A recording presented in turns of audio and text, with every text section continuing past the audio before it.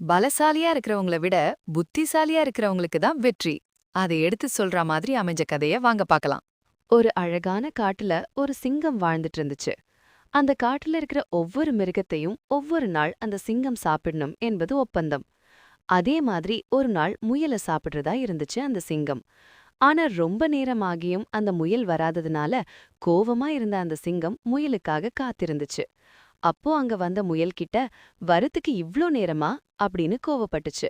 அதுக்கு அந்த முயல், கோவப்படாதீங்க, வர வழியில இன்னொரு சிங்கம் என்ன வழி மறிச்சு என்ன சாப்பிட பாத்துச்சு.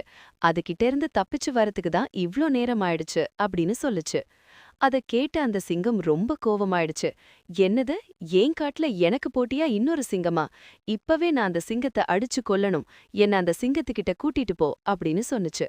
முயலும் அந்த சிங்கத்தை கூட்டிட்டு ஒரு கிணத்துக்கிட்ட போச்சு. அப்போ அந்த முயல் சிங்கத்துக்கிட்ட, இந்த கிணத்துக்குள்ளதான் அந்த சிங்கம் இருக்கு அப்படின்னு சொல்லுச்சு. உடனே அந்த சிங்கமும் போய் அந்த கிணத்தை எட்டி பாத்துச்சு.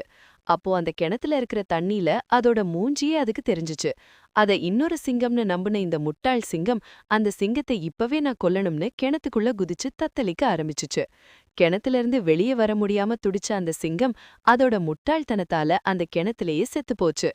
தந்திரமா அந்த சிங்கத்தை வீழ்த்தின அந்த முயல் சுதந்திரமா அந்த காட்டுல சுத்த ஆரம்பிச்சிருச்சு.